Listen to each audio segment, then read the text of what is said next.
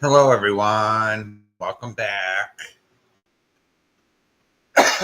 Ooh, that Eli stream was a clincher.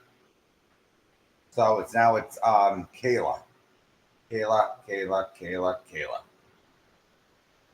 Wow. So I'm gonna just wait a second and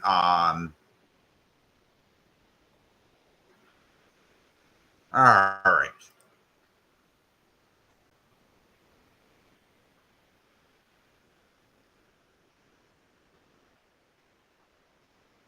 So I'm gonna continue my live from earlier. Continue what I was gonna say. And Space Monster. All right. Here's what is up. All right, I've been seeing your community posts. They've been pretty consistent on one person and one person only. Occasionally, you'll go to strike at Amy. Occasionally, you'll go at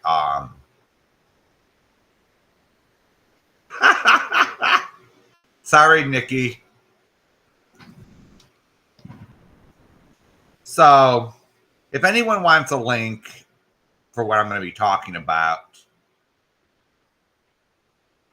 no problem. But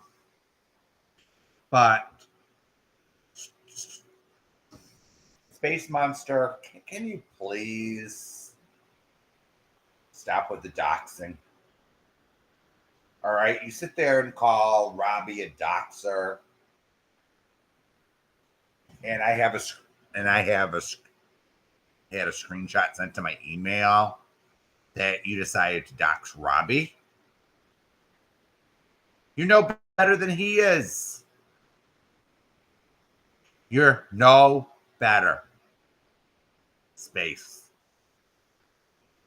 So you sit there and you go at Robbie. Hey Shay. You sit there and go at Robbie. You sit there and go at Amy every so often. That's a rarity these days. If you want to go after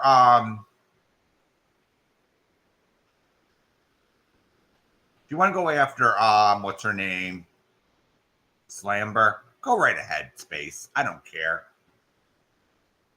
But the point I'm trying to make here is they sit over there and they make videos and I hate Robbie all day and then complain that Robbie is a doxer. And I see proof with my own eyes that you, Space, are doxing people. All right. So you are no better than Robbie is on the doxing front. All right.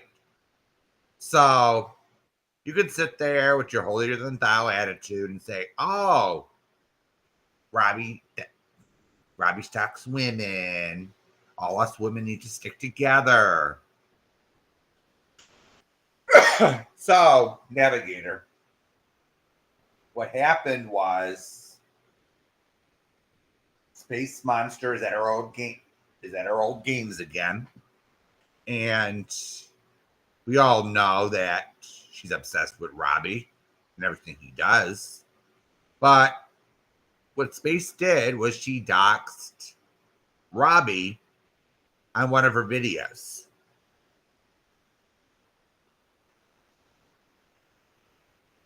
And then sits there and calls Robbie a doxer. Practice what you preach, Space. Practice what you preach. Yes, Space. I can agree with you on one thing. Robbie can be an asshole sometimes. We all know this. But are you any better? Or any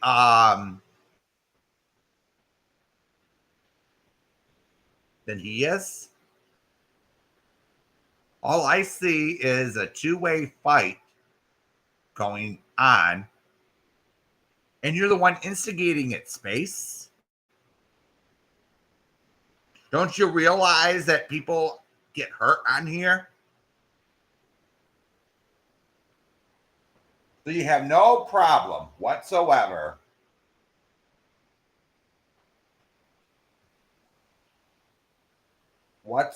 putting where someone lives. In the description or in the tag of one of your videos, and then you and your chat, or in your comments, whatever you want to call it, they said, "Yay, way to go, Space, way to go." And then you ladies pretend that you're 10 times better than Robbie is. Fuck no. We already had people on here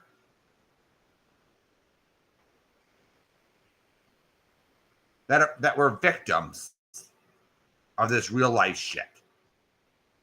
This doxing, this one person even went to another's to slash their tires and then made a video bragging about it, for fuck's sakes.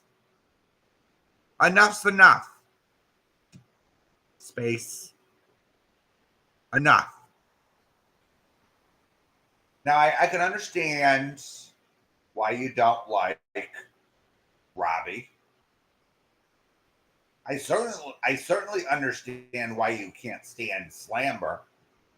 All right? That's obvious.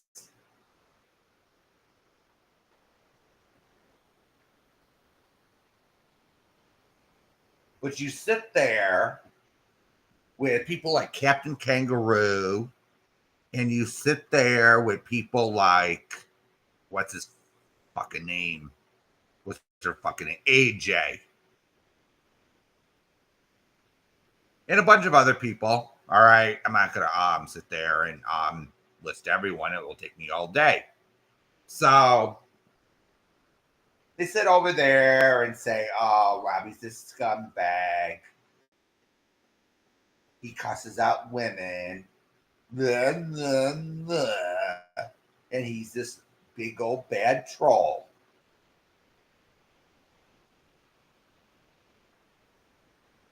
Old news. Old fucking news.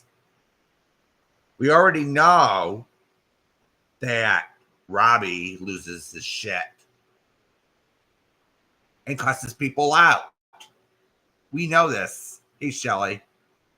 We know this. We know that he sometimes goes to other channels and strikes them. Old news, Space. Do you have anything else that you haven't shared with the class that we don't even know, that we don't know about already? You're just recycling old content. Space. Going back how many years since 2020? And then you're putting together these little videos on what happened back then. Okay, we get it. We fucking get it. So if you want something to talk about, find something else. Find someone else that gets your blood boiling. There's plenty of other scumbags on this platform. Why don't you find an animal abuser? Space. Why don't you find someone who abuses kids?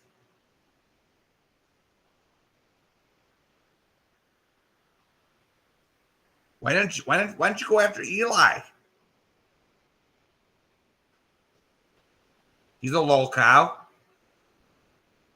space. At least there'll be new content for you. Since all you could do is recycle the old shit from 2020. And you sit there changing your computer screen, stalking Robbie like it's no big deal. Now, everyone knows some of the things he's done. I'm not excusing it. But when is enough enough? Damn.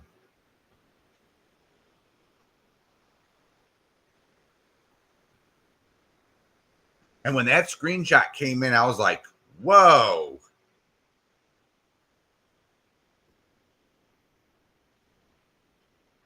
I'm not letting this one go because we already had several people on this platform have people go to their houses for fuck's sakes. Oh, and GLM, by the way, your little anti-gay comment over at Eli's didn't even bother me. So guess what finger I'm holding up? Who cares? We all know you're a homophobe. All right? You can think that two guys doing each other is disgusting. And you can talk shit all you like in Eli's chat. For all I care. But you must be pretty miserable, Dad.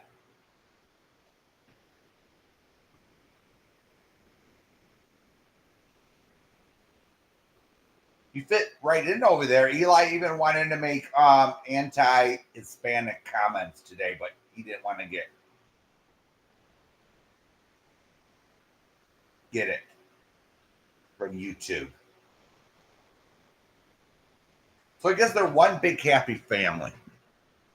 Oh, and Smiley. I seen you over there. Hey, Smiley. We know you're over there. We saw you. We don't care what you have to say over there. Oh, dumbasses. So, Monday, I had a doctor's appointment, and a few days before, I was like really, really nervous about going. And guess what? A simple yearly checkup with my neurologist turned out to be, guess what? Irritating, aggravating, annoying. And at least, hey, Wendy. So at least the one nurse apologized beforehand and said, I got to ask these questions as part of the Obamacare package that they passed in Congress. And I was like, oh. I was like,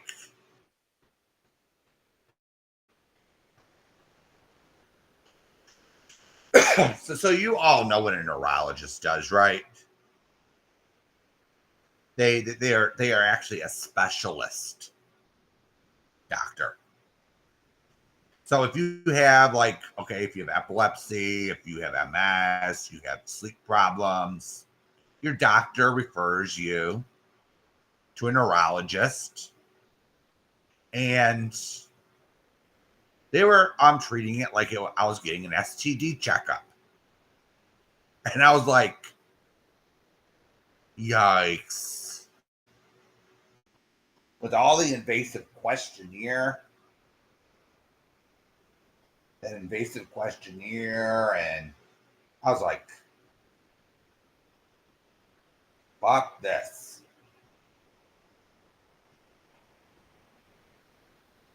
So it got me really aggravated afterwards, and it took me several hours to calm down. Yes, Wendy. That's what a neurologist is. And I saw the doctor, and she was kind of, I know she means well, but she was trying to, she was getting me nervous. She was getting me nervous. This is, oh, we want this and we want that. And she knows, they know that we struggle to come up with the doctor bill visit. Because we don't have insurance. All right, we're not rich people. So when I have to see the neurologist, I have to pay out of pocket. And it's not exactly what I would call cheap. So it takes several months before an appointment for us to see the person, see this doctor. And then she was like saying, oh, let's get some more tests. Let's get a workup on you. Let's get to the bottom of this. All right. Now saying that's great. That's good and dandy. But how are you going to pay for it? This is expensive, you know? And I was like thinking of what Nikki's live, darling Nikki's live the other night. And she was talking about her healthcare system. She was talking about her healthcare system in Canada and how little doctors are paid. Now, Monday, I don't know if this was Monday, late Monday night before I went to sleep. I came to the conclusion, this is okay. Thank God I'm not in Canada. Because guess what? If my doctor referred me to a neurologist, I'd be waiting an awfully long time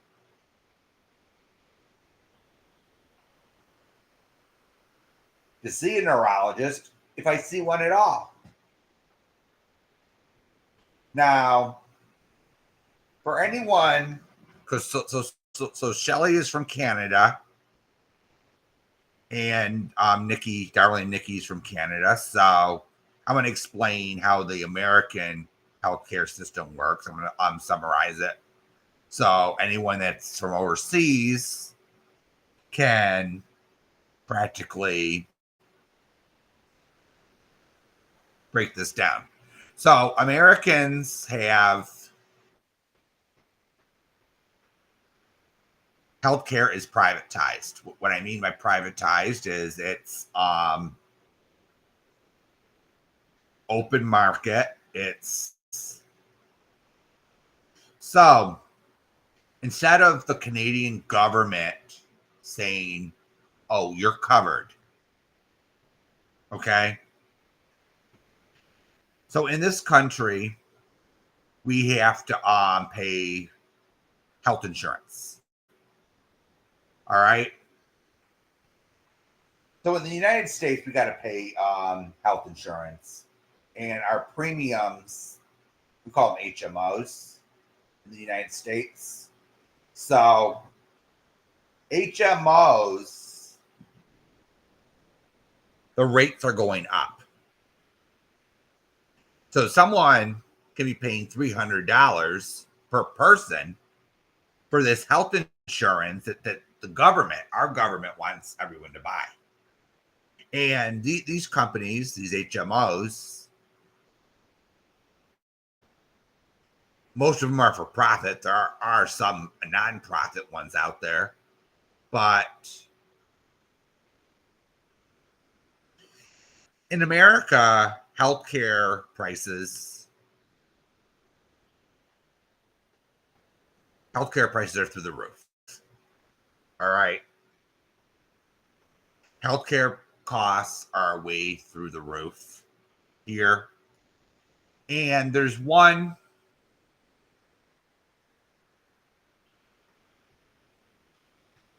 thing that so the system here is if you can afford to buy it, this is how it used to be.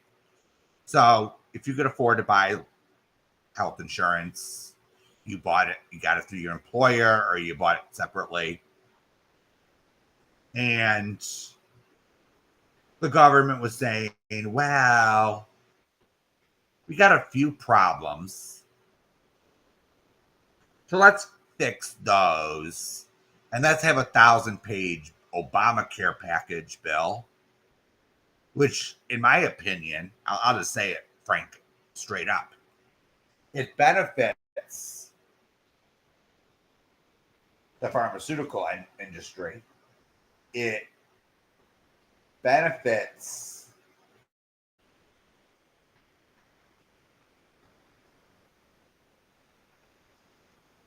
somewhat the healthcare industry, but it shortchanges the American person because not everyone in this country can afford health insurance. So what they thought in Obamacare in the Obamacare package was okay. If people can't afford to buy it because they're poverty level, we'll give them Medicaid. Which Medicaid for those in Canada, Australia, the UK, it's a government program. You're absolutely right on that, Wendy. The problem is the government is too much into our business, and they tend to favor big businesses over what's good for the person, for the patient or general American person. So when you try to fix a problem, it kind of you kind of sell out us, the people, the ones who voted for them. And I contacted my senator when on the Obamacare package was going through, and I says, "Vote no. I don't like this bill. Start over." But of course, guess what? They didn't listen. They didn't listen to the people that were sending emails to their senators and representatives in Congress. So according to this Obamacare package, you're supposed to get Medicaid if you can't afford it. But many states went to the Supreme Court and got some of these provisions. So that was all fucked up. So now you have people that were supposed to be on Medicaid, like prisoners and other shit, left in the dark, left swimming with the sharks. Well, you had the wealthier Americans who can afford health insurance, just swimming, just nice. And the main reason in America that healthcare is so expensive is greedy insurance companies. Now, there's a law on the books. Hey, Robbie. So there's a law on the books, all right, that requires doctors to get malpractice insurance. It's in theory, it's a good law that you have. It protects doctors from lawsuits, but here's the thing with the malpractice premiums: they're through the roof. So what an American doctor does, all right, I'm just going to be frank here. An American doctor charges probably double or triple what they usually do because they got to make their outrageous malpractice insurance premiums while they could still make a living. All right. So remember that the point I'm making now. Doctors have to make a living. They got to make a decent living. Nurses have to make a decent living. All right. your pharmacist has to make a decent living. All right. But this Obamacare package seemed to gut some of the old programs that we had for people who couldn't afford things, like the hospitals. All right. In this country, some of them had these programs they actually help fund because it's actually cheaper. Because studies have figured out that it's cheaper to treat people for what's wrong with them instead of letting something fester up, and they end up in the emergency room being hospitalized and being uninsured. So what they did was they came up with this free clinic thing. So we have these so some states, Illinois was one of them.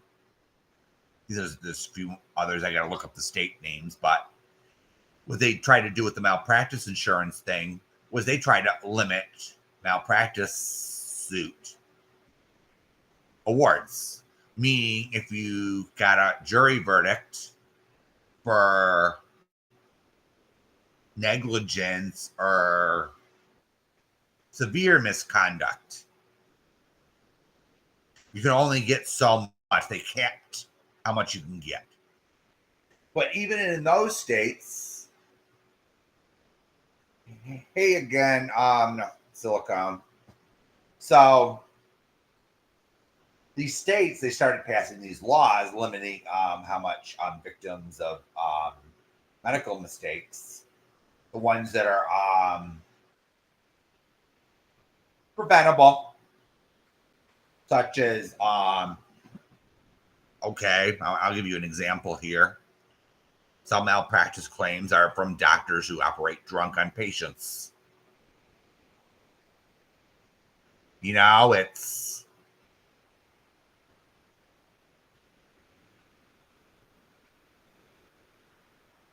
so in some states they decided to even if they had lifelong injuries, they decided to cap the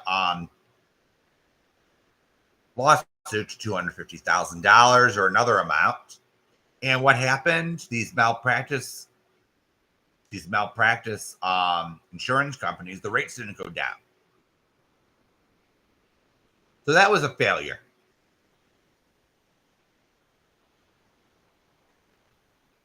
So you have doctors that have to charge a lot of money to see patients, and they don't see all of it. They don't see all that money that comes in if they bill an insurance company or something. They don't see it all. And this is what people don't realize when you get into healthcare. When you get into the healthcare industry. So someone like a normal, everyday Canadian or an everyday American or an everyday Australian or someone from the UK will say, okay, our healthcare system's benefiting us. All right, there's these good things that you go down the list. But then you get these problems like, all right, like Nikki mentioned, there's a doctor shortage in Canada. And there's an even bigger shortage of specialists. So if you want to see a specialist in Canada,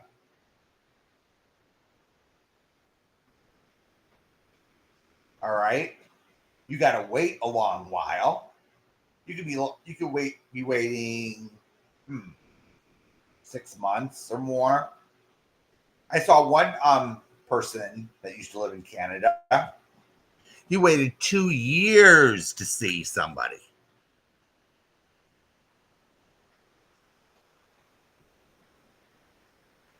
Now, how do I know about the Canadian healthcare system? Well, the answer is quite simple. Because my uncle used to live in Toronto in the late 80s, early 90s.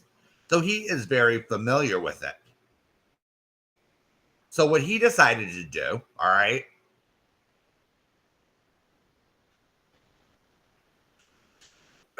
so what he decided to do was he had a choice, all right.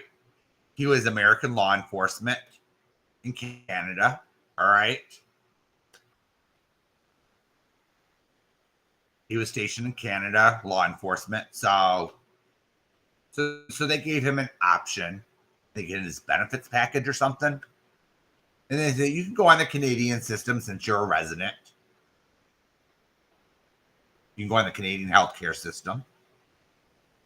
Or you can just, the federal government, since they give jobs with benefits, will give you health insurance.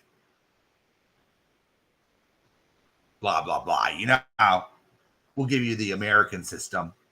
And since he lived about 80 miles from the border anyway, and we live like 80 miles apart, he opted to get the HMO, health insurance, and he says, okay, if I have to go to the doctor, I'll drive home. You know, he didn't want the long waits and the So, darling Nikki, you were a lifesaver the other day, because guess what? I didn't know what a Canadian doctor made. I just knew that it was peanuts compared to an American doctor. So according to you, darling Nikki, your stats and figures. All right, we'll go by yours. All right, because you're the Canadian. So a doctor gets $32 per patient. Damn, that's awfully cheap.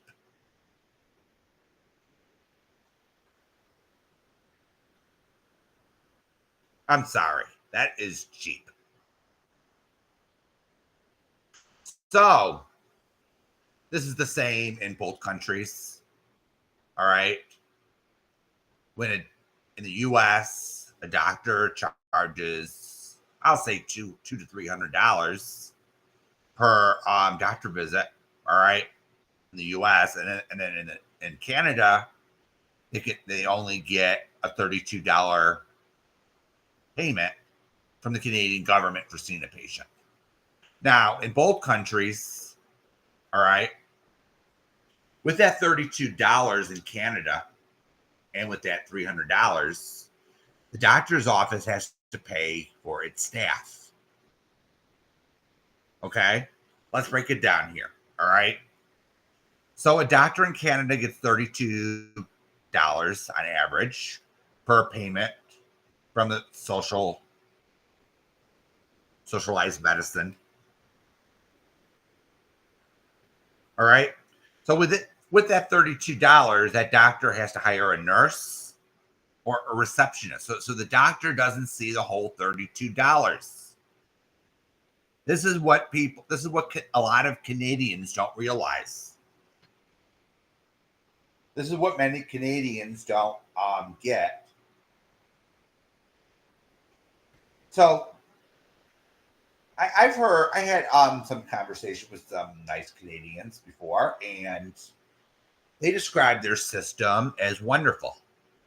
I'm sure they do. Because it has a lot of benefits. All right. So darling Nikki mentioned, this is something I didn't know, was now pharmacists can prescribe certain medications so you don't have to go to the doctor. That's great. But so it relieves the pressure on the doctor because there's a doctor shortage. And doctors are seeing way too many patients. So in the US, it's the same concept. They may be one doctor maybe making $50,000 a month. All right, but that whole $50,000 isn't take home. So in Canada, the system works more for the patient than the medical provider, if I'm saying things correctly. So in Canada, the good thing is you get these. How do I say this? You get these high taxes. I think Canada has a sales tax. The federal government charges the sales tax, and they use that all to pay for health care. So then they have a budget. All right, I think I read it was 250 billion, which is very, very expensive, by the way. And what they do is, with that money, they pay the doctor peanuts. But on top of that, you go to the doctor in Canada, you don't pay anything. All right, you don't pay anything. You go to the hospital, you're not going bankrupt. That's the positive thing about the Canadian system.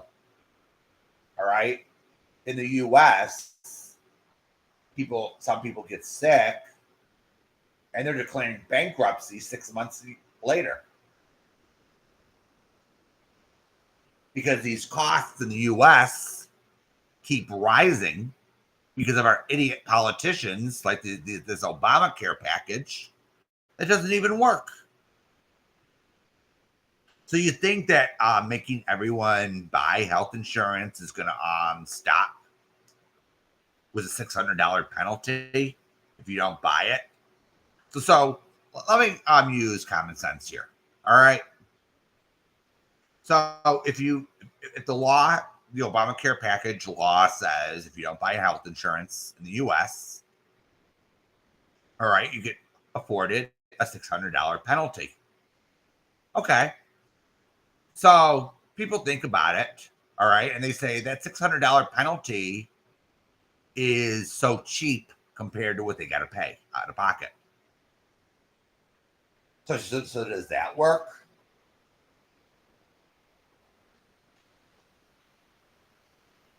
So the Canadian system basically works. Go to the doctor, you walk out and you don't pay a dime, and then the government reimburses the doctor or the hospital a fixed rate. Let's just put it that way, a fixed rate. So with the Canadian government, well, the system is well intended. It's well meaning and everything.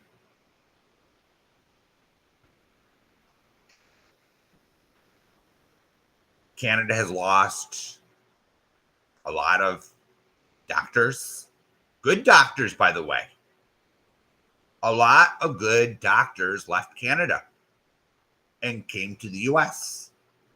Some doctors in Canada stopped practicing and they found another line of work because being a doctor or nurse, you can't live on it. Not in Canada. Canada is very expensive. All right. Real estate is worth more. All right. The cost of living is higher. Okay. Like if a house on one side of the border costs $100,000 US, it may cost twice that much in Canada. Property taxes are a lot. They pay a lot of taxes in Canada. All right.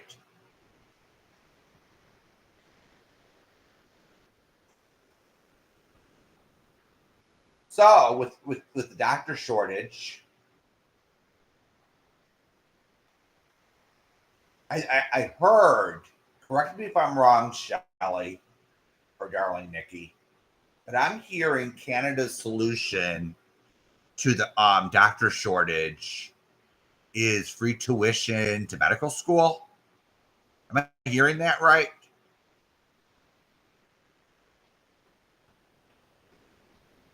Am I hearing that actually correct? So they're trying to put more people through medical school.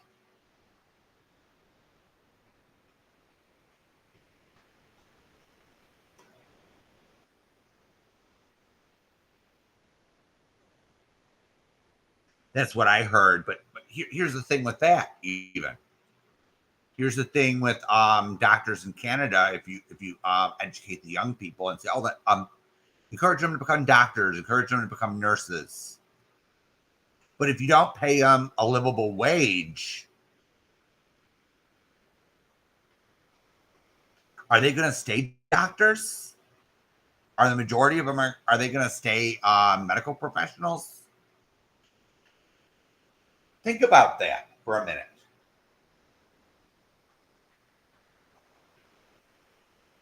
So when my uncle said, so this is what my uncle said, all right? The problems with the Canadian system. You have a lack of doctors. That's obvious. They are paid peanuts. I didn't know how bad it was until darling Nikki pointed it out to me. I never even looked. But $32 per patient in an expensive country to live like Canada.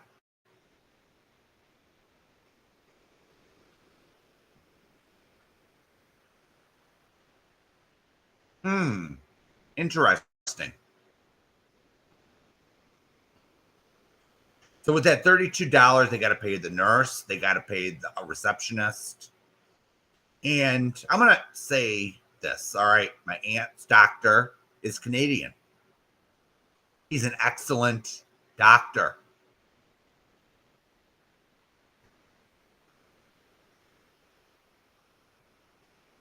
All right? He's an excellent doctor who couldn't make ends meet in Canada, practicing medicine. So he crossed the border into New York.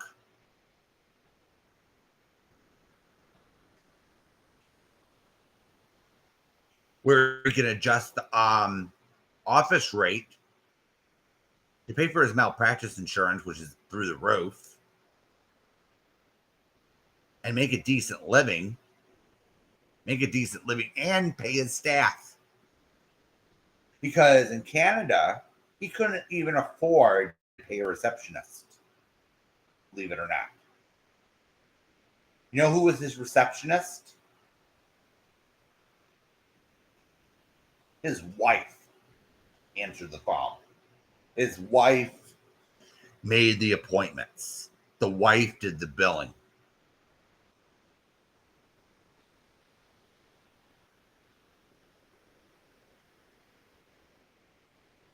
So it works sort of like, okay, ordinary Canadians can see, okay, I'm getting a good deal here. I don't have to pay to go to the doctor. If I get hospitalized, I don't have to pay that either. I don't go bankrupt, which are good things. And medicine is affordable. Actually, the part of the Canadian system with the prescriptions actually works with prescription drug prices. But I think what the Canadian government went wrong was trying to control healthcare costs. It's not realistic to the cost of living in Canada or to the reality All right. So when my uncle lived there, all right, this was late 80s, early 90s. They didn't have the right equipment, the right medical equipment. And what I mean by this, I'm sure darling Nikki can attest to this. Canada seemed to be behind when it came to testing, such as MRIs or CAT scans, or those machines cost a lot of money. All right. So what Canada was using for I think some years was outdated tech. All right, because the government didn't want to fund put in the hospitals updated CAT scans, updated MRIs. And even when they did, even when Ontario and Quebec or Saskatchewan, Manitoba, even when they did buy the updated equipment, there wasn't enough of it. There wasn't enough places to go around. So if you got a referral for a CAT scan, you'd be waiting a few months, actually, because there's so many people in line to get their medical test. There's not enough facilities.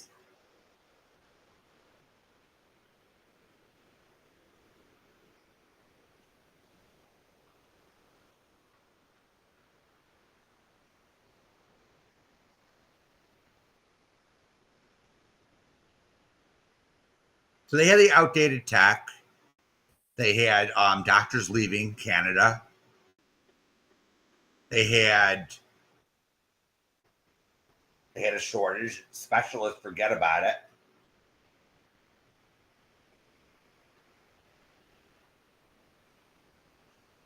And some Canadians believe there's nothing wrong with their system. Of course, there's something wrong. If there was nothing wrong with the Canadian system, you would have plenty of doctors to go to. You would have plenty of specialists. You would have plenty of nurses in your hospitals.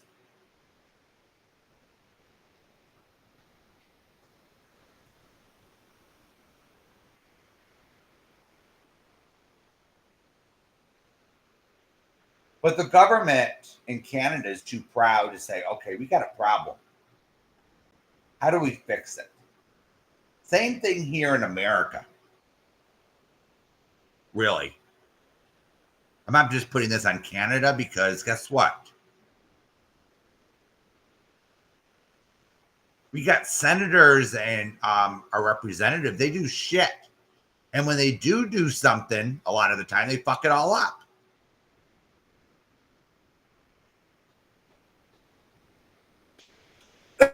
So since Canada is a single pane system, there is a solution to it. All right. And one thing, this is a band-aid solution, but it could be done in the meantime, is allow doctors, general practitioners, to collect a copay at your doctor's office. That would help pay for their staff. That would help pay for their medical supplies that they have to buy out of their own pocket. Same thing with the hospital. Maybe a small fee that's not too much money. I'd say something like $20 to go to the doctor is fair. $10 for a test or something.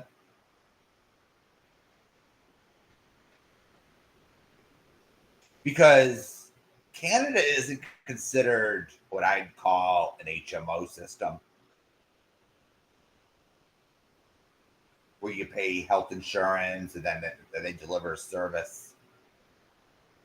Canada did away with that.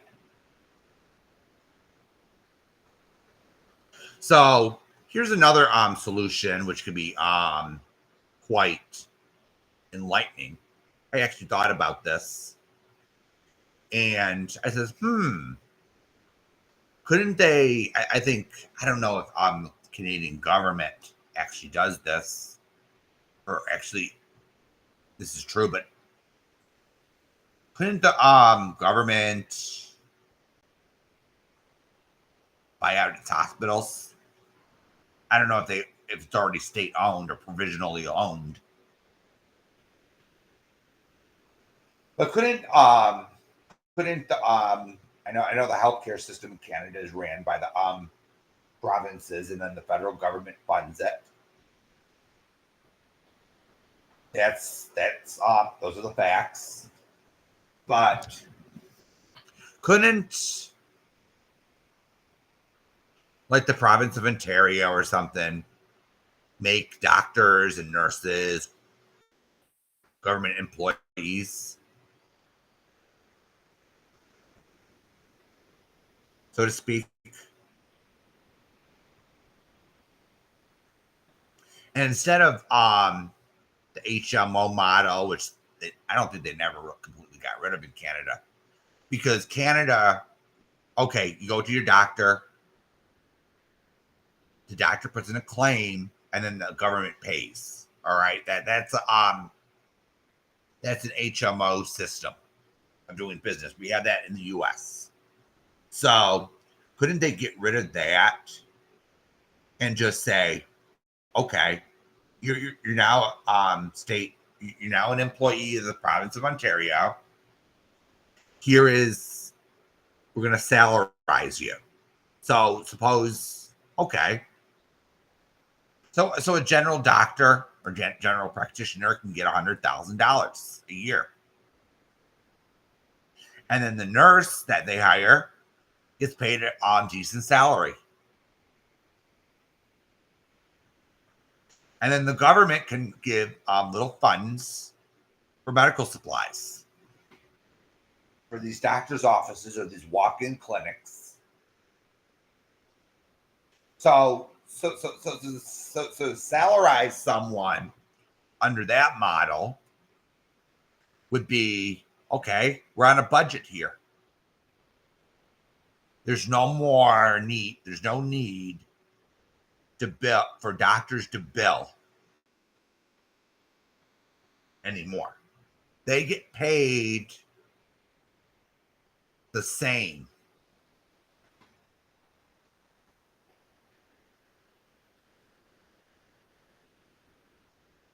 So you have the ER doctor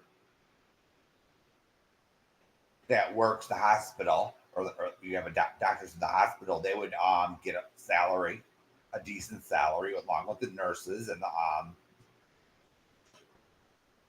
then you get, okay, for example, you have 1,000. Okay, suppose it's like $1,000 or a couple hundred a week, and they could, and that's the general fund where the hospital can buy medical supplies such as medicine, syringes, lancets, you name it.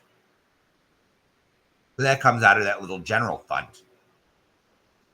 There's a solution to everything.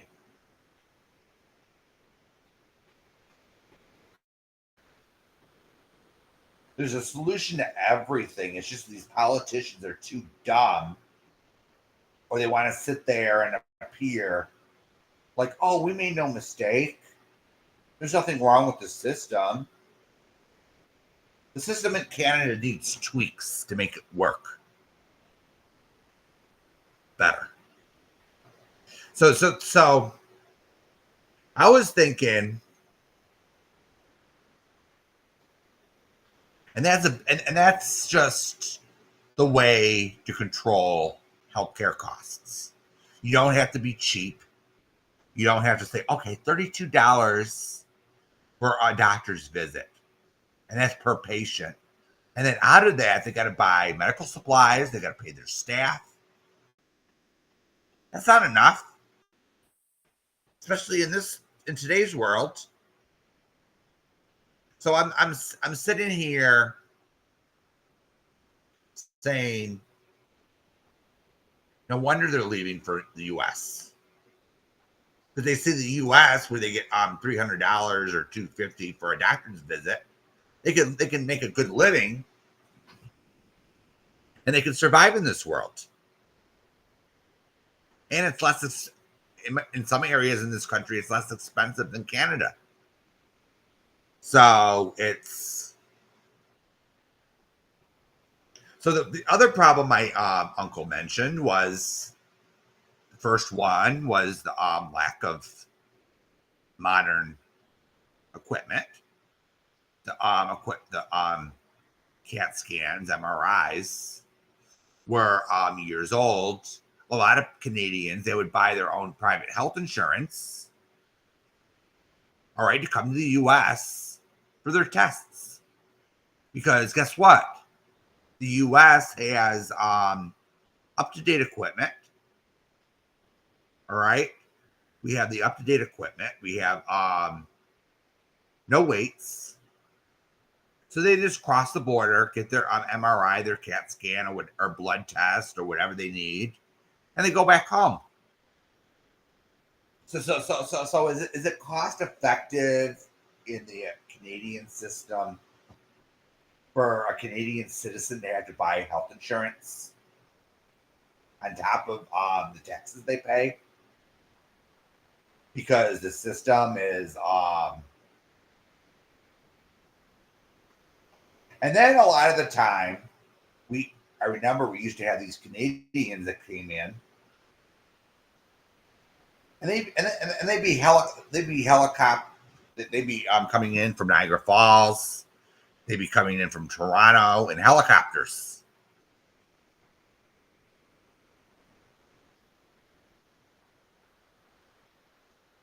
Mm-hmm.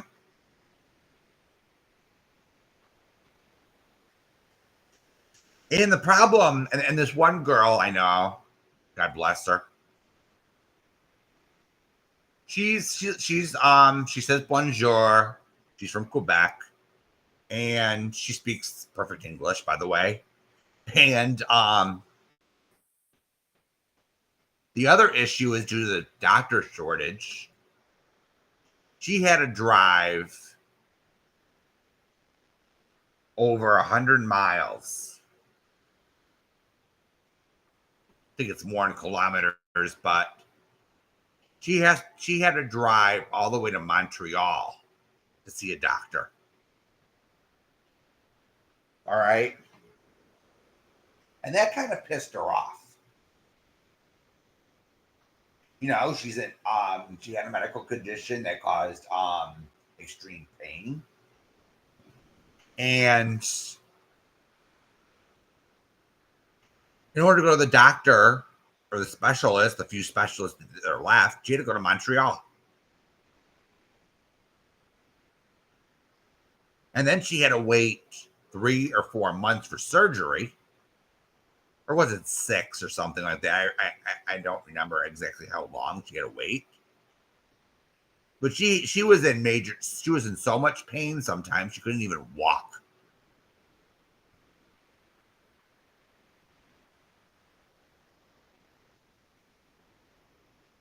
And she had to wait a long time to get admitted to the hospital. And then she had to have someone drive her home afterwards. So a lot of Canadians, all right, this is 100% the truth. Since they had the doctor shortage, and even if there wasn't one, all right, I'm just going to be hypothetical here. Even if there wasn't one, Canadian roads, the road system in Canada isn't like the U.S. So if you live in Toronto, or you live in Ottawa, all right, you're going to have better roads. You're going to have a freeway. Everyone heard of the bloody 401, one of the busiest. I think it's on the top 5 in the world for traffic. So you got the 401 and you got a few other freeways heading to Toronto and Montreal, but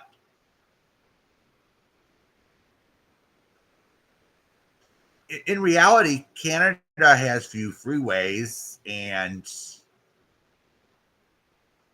some of the rural roads are crap. The one time I've been to Canada, I had to go north of Toronto. All right. And we got off the exit and then made a turn, and the streets were horrible. This was when I was a kid. So imagine a Canadian who has to go to the doctor and has to travel quite a ways. The infrastructure in many parts of Canada is a problem getting there too.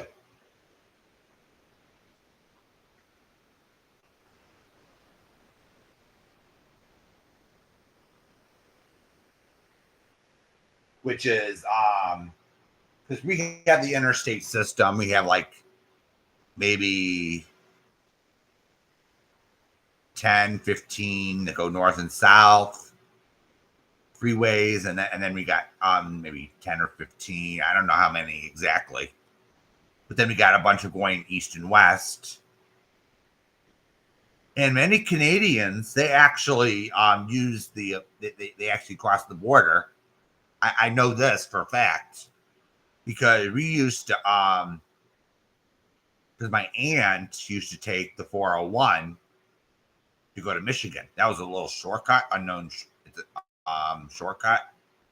You go from New York to you hop on the QEW. You find the 401. I think where is it, Hamilton or something, and and it takes like an hour off of Michigan. But some Canadians that they say, oh, you should, Silicon.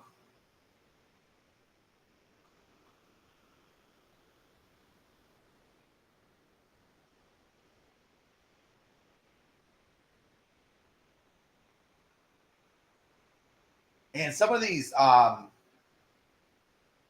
people, they take the 401 into Michigan, and they take the interstate system to places like Sault Ste. Marie, which is served by most of its length by a 2-lane highway with steep curbs and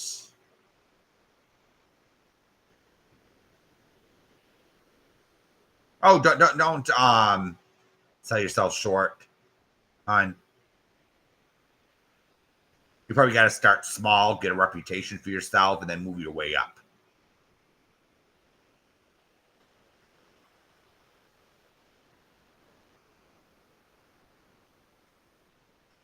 So yeah, because my uncle used to said the other day when I asked him about this, he said, "Oh, those are the long waits to see a doctor.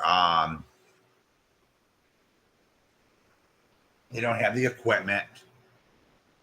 They have the outdated equipment." And then he said that the doctors are paid peanuts, and they of course, they're a lot of them. They don't have the equipment or the technology to do certain surgeries, so they helicopter them to the U.S.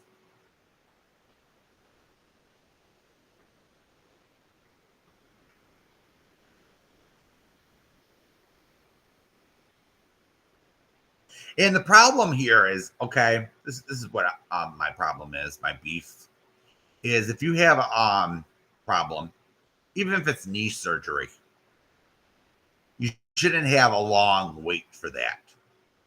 All right, because I'll give the Canadians this though. I'm sure that they prioritize illnesses by, okay, this is an emergency. Okay, this person can wait because it's their knees. All right, but I don't think anyone should have to wait. That's just me.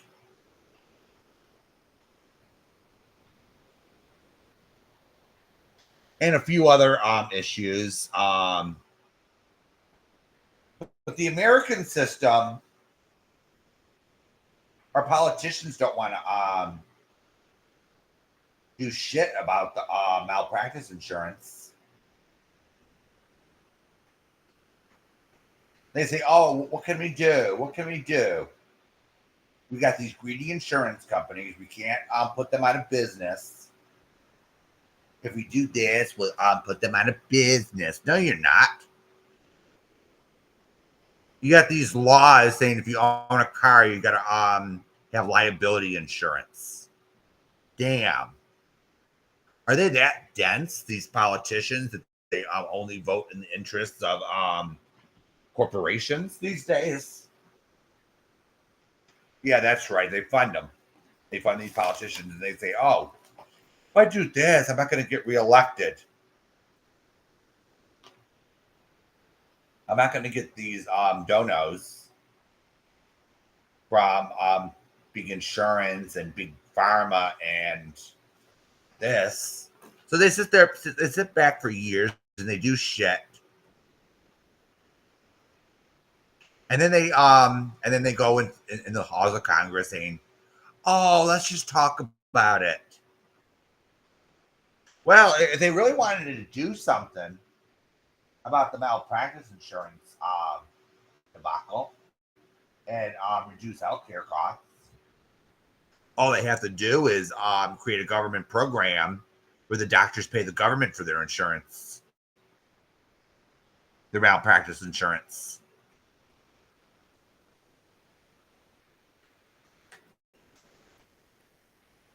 So it's like a healthy competition with the private sector when it comes to liability insurance. You could either you could take the government plan for insurance, or you could take the private plan, which costs an arm and a leg. What would you choose? Even if they did do that, the insurance companies would probably say, "Okay, we need to stay in business here. All right, we need to reduce rates." At least in those states where they got those caps, as I mentioned before. Damn, it's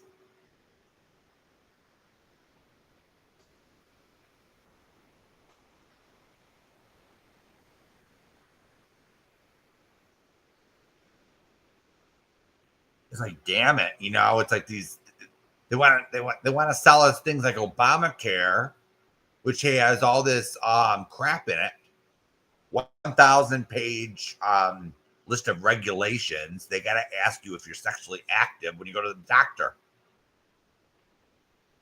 especially as specialists that don't even see sick patients. Now, if a regular doctor, when you go to the visit, when you go for a doctor's visit or you're sick, they ask, "Are you sexually active?" Trying to diagnose somebody, that would be different. But like, it's like a cardiologist asking your patient, "Are you sexually active?" What does that have to do with heart health?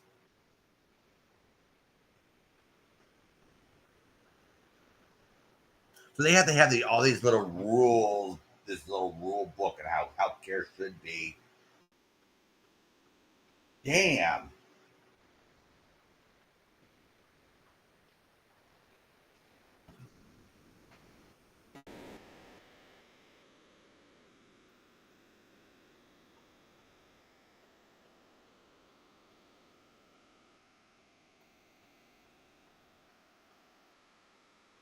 It's like, damn, it's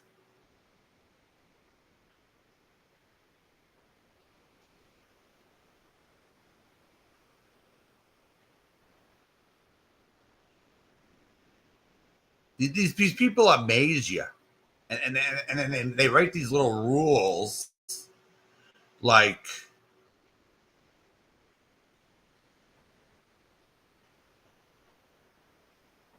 it's like one size fits all, and these rules are not being made by MDs.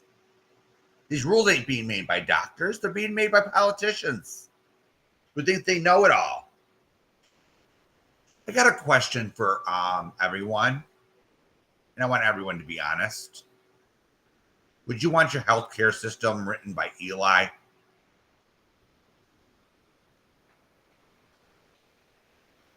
Seriously? Someone who thinks he knows it all and doesn't give a shit about anyone but himself? But these people, they would sit there and they would say, "Oh, what a great idea, Eli!" Clap their hands and But then an MD would say, "Oh, that's so bad." Yeah. Oh Lord. Yeah. This is what some of these politicians are doing.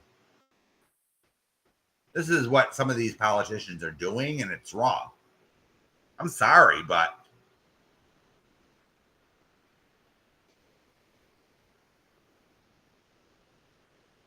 isn't that the truth? I would not even want Eli bagging my groceries. It's like,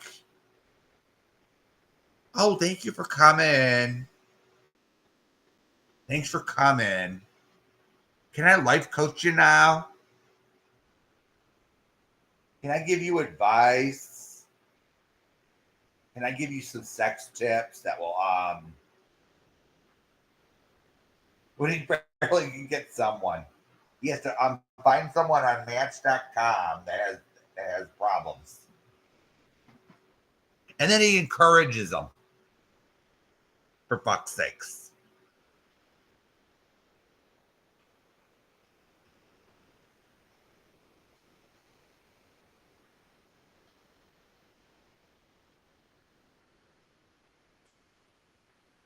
Ding ding, ding ding. We got a smarty pants here. And why would they want to in Congress or Parliament in Ottawa? Why would they want to change the laws regarding donors? They're already funding their campaigns.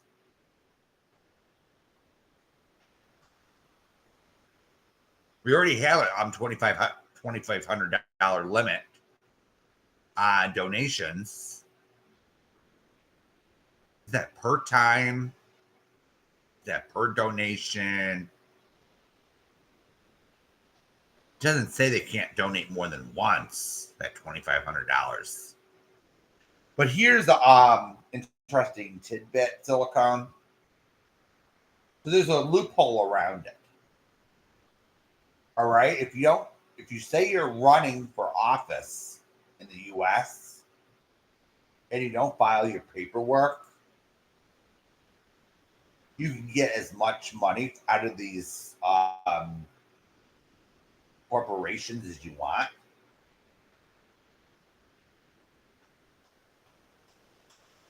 So let's put 2016, the 2016 election, for example. You had Jeb Bush running. Remember that fiasco? He raised $100 million.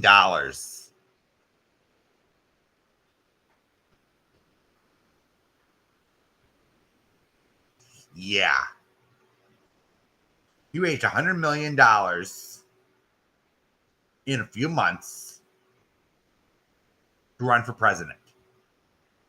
Because he says he started campaigning but didn't file the correct paperwork. If he filed the correct paperwork, all he can get is $2,500 from this person or that person maximum.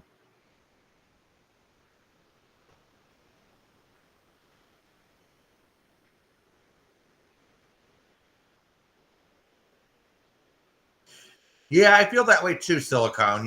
It's and it's pretty sad, really. I think Canada could probably get their act together if they if Parliament swallowed their pride over in Ottawa and say, okay, we got a problem here. Let's take a look at it proactively without bias and say, okay, these are our problems. Let's find a solution with doctors' input or the medical professionals' input.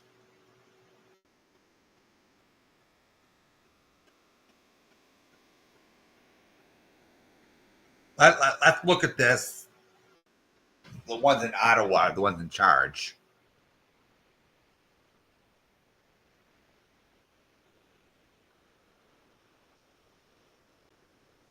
Say, okay, here are the problems. What can we do to keep our doctors, attract new ones, and the ones that are going through medical school? All right. How do we keep them from not going to the U.S.? How do we retain our medical personnel?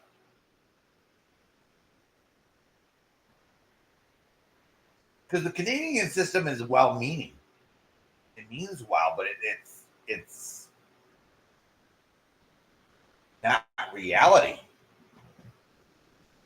You don't pay a doctor so little for services when that's just me. They call it controlling costs.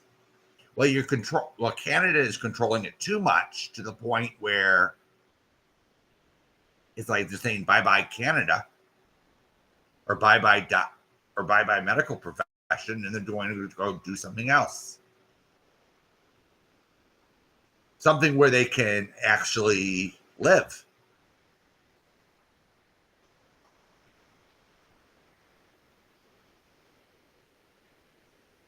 Yup. That too. That too.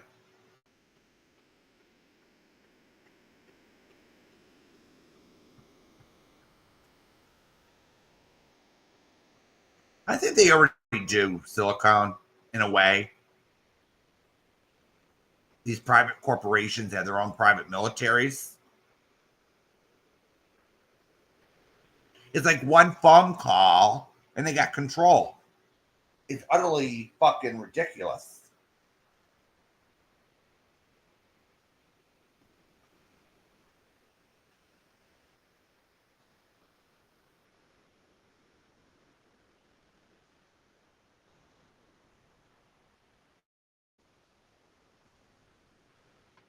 But you can't.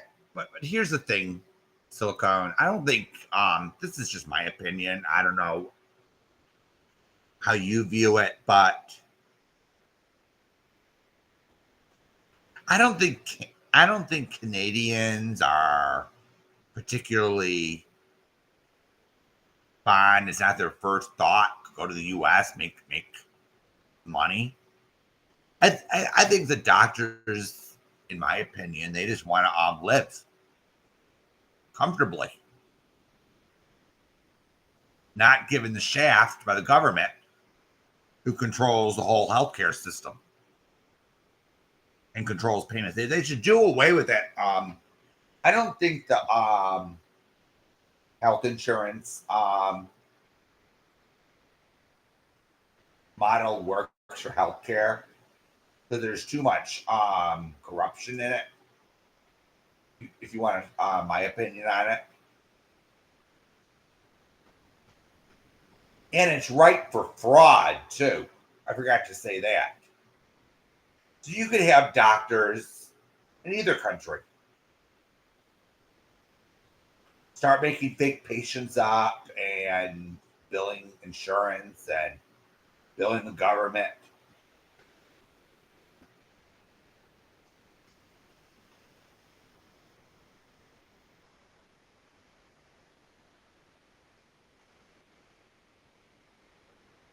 And you got a point there, Silicon. Life is not that bad in Canada.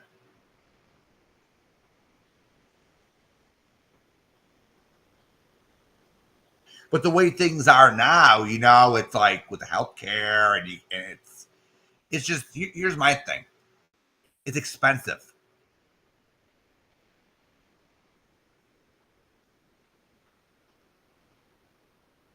You got an awfully expensive system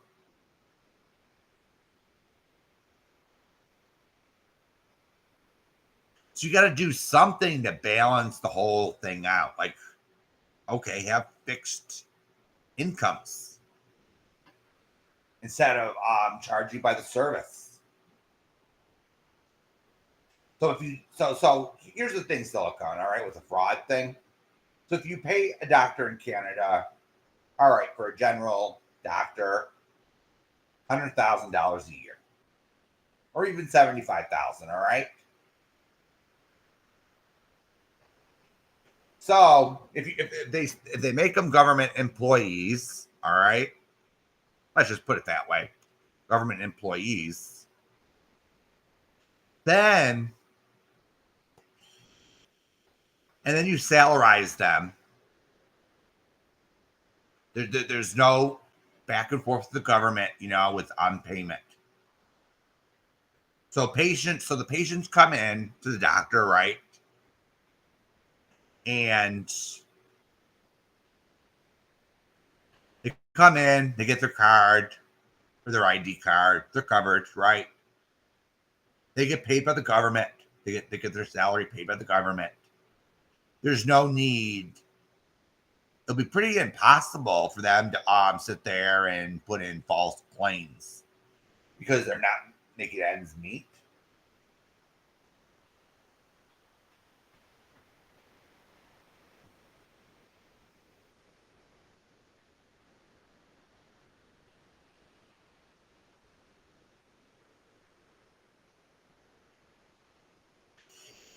Yeah, Silicone, you got a point there.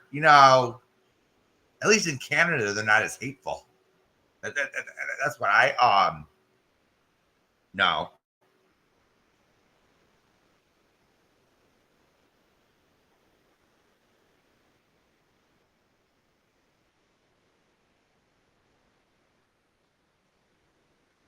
So if they can get their healthcare system, if Canada can get their healthcare system on track,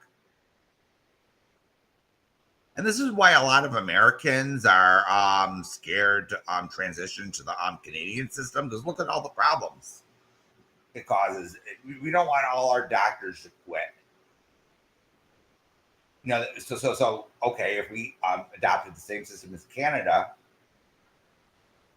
we have mass resignation of medical personnel.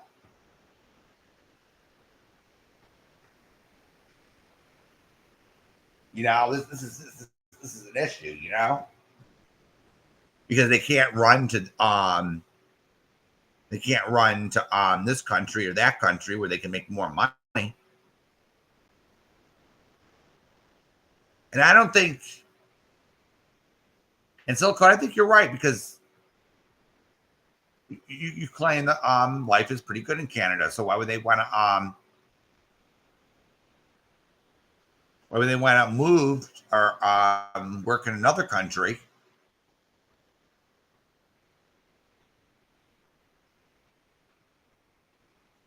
Oh, really, Silicon? Oh, okay. I heard Vancouver went downhill, and along with parts of Toronto. So, because when I was growing up, Silicon, I'm going to say this about Canada.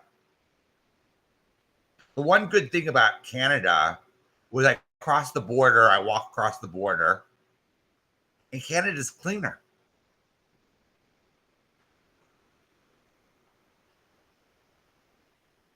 And then you could walk the streets in Canada and not be afraid of getting mugged.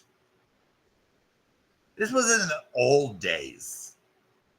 We have the bad American side where our streets were crime ridden, and then you'd have like on the Canadian side where they didn't have that many problems. Now crime's rising in areas like Toronto, Vancouver, Winnipeg.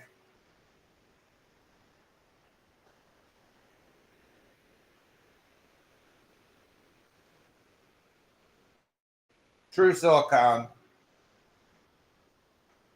Yeah, but at least with Canada, they have and they even have a stricter health code, for what I'm hearing, when it comes to restaurants.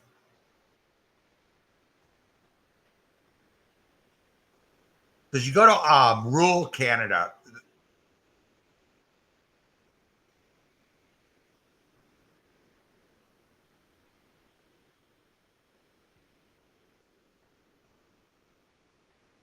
Yeah, because a lot of Canada is still a little behind. You know, it's Canada's a smaller, is not as populated as the US. So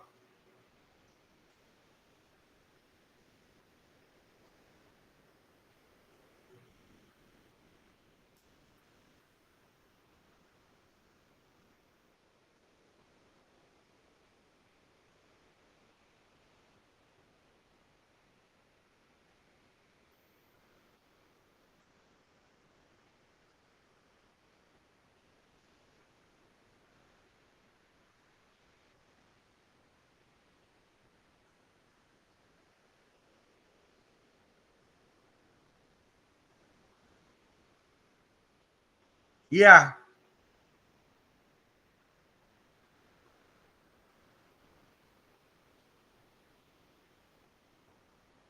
absolutely, Silicon.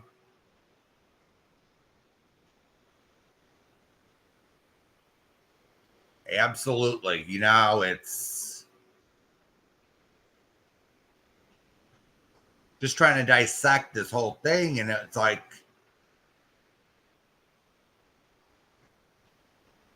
actually have a plan before you change the system.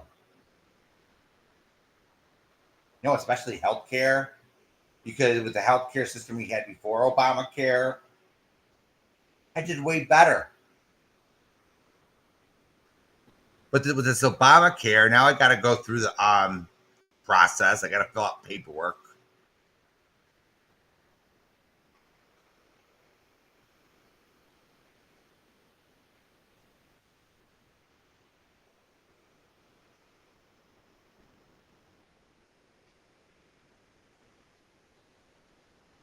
So, all right, everyone, it's almost 2 a.m. here. So I'm gonna start watching some videos.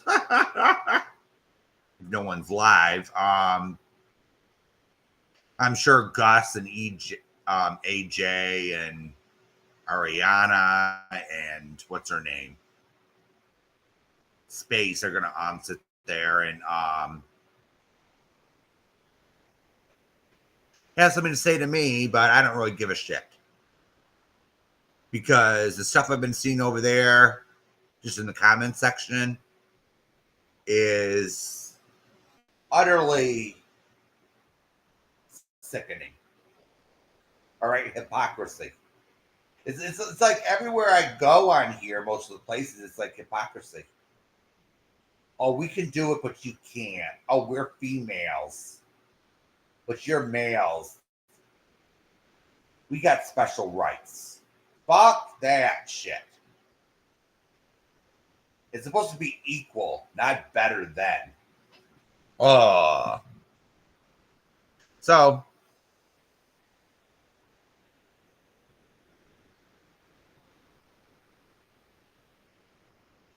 all right, everyone.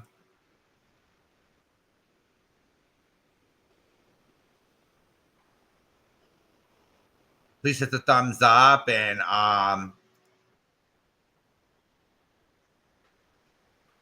feel free to send Cash App or PayPal or whatever if you'd like to donate. So, all right, everyone. I'll see everyone later. All righty.